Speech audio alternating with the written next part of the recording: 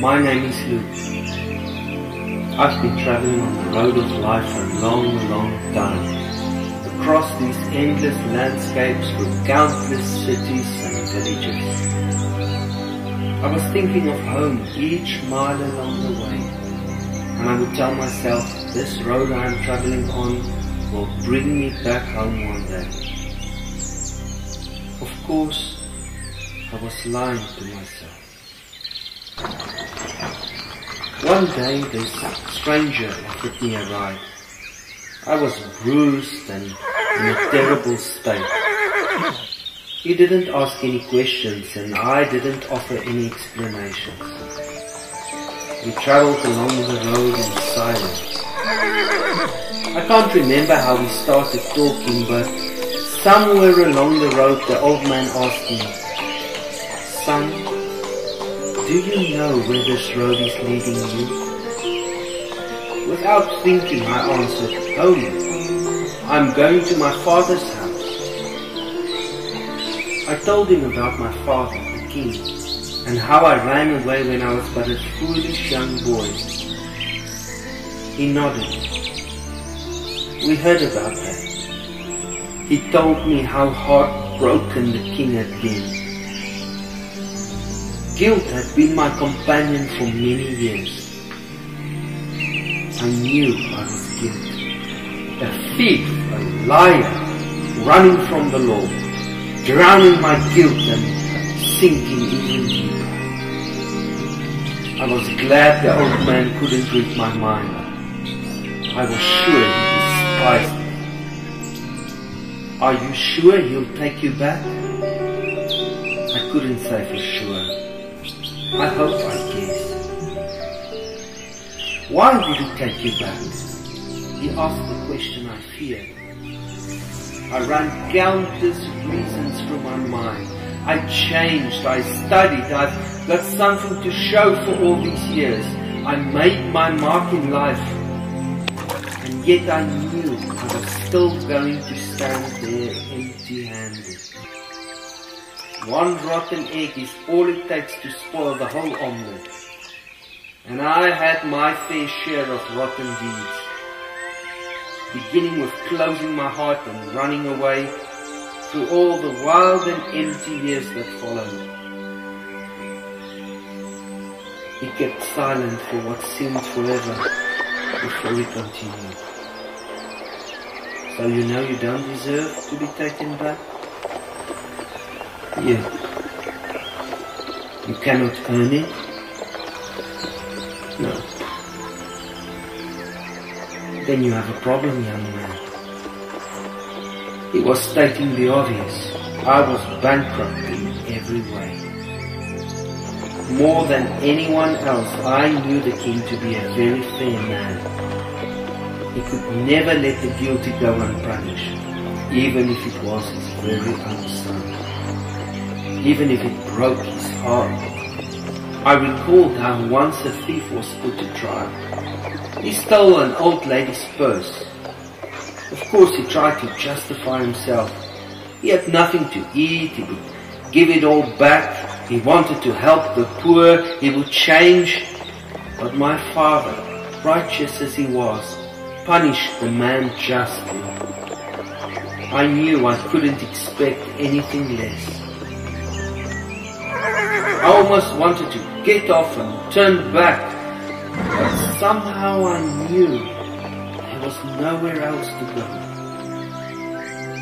The old man cleared his throat.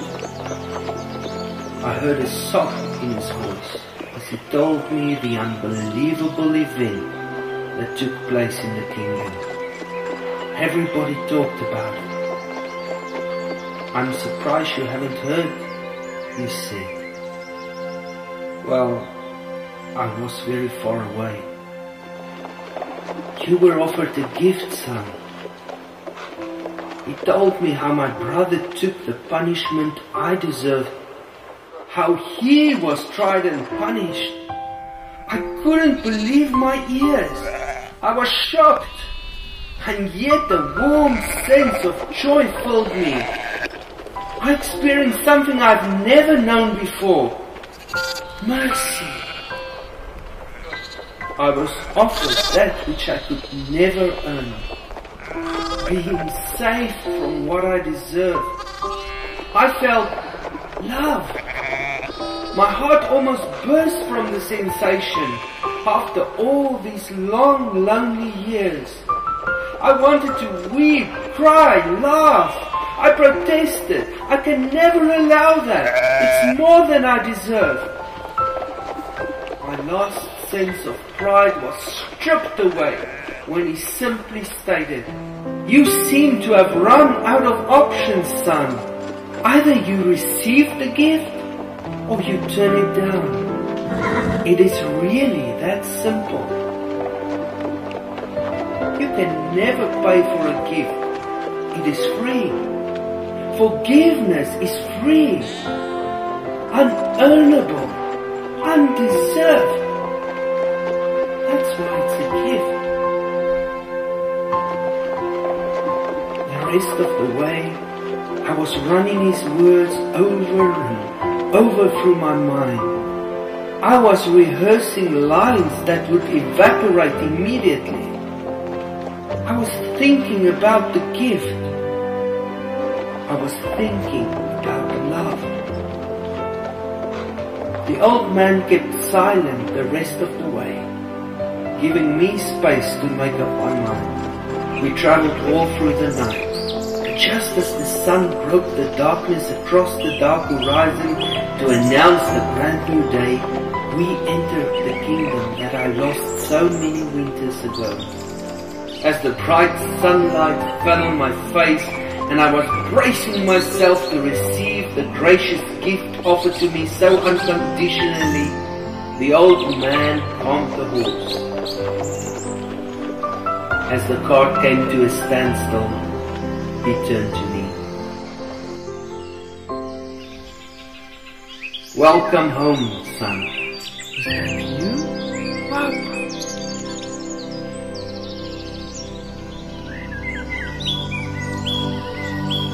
My life is just a few breaths between the day I was born and the day I will die. And yet I've come to know that there is no question more important than this one. Are you sure that when you die, you will be with God in heaven? I quote the author. "These things I have written to you that you may know that you have eternal life." He wants us to be sure. The very same author, my Father, says, "Whoever believes in Jesus Christ has eternal life." Not whoever is a good man or a sinless man, or whoever is a man who has done more good than bad in his life, whoever believes, I am sure this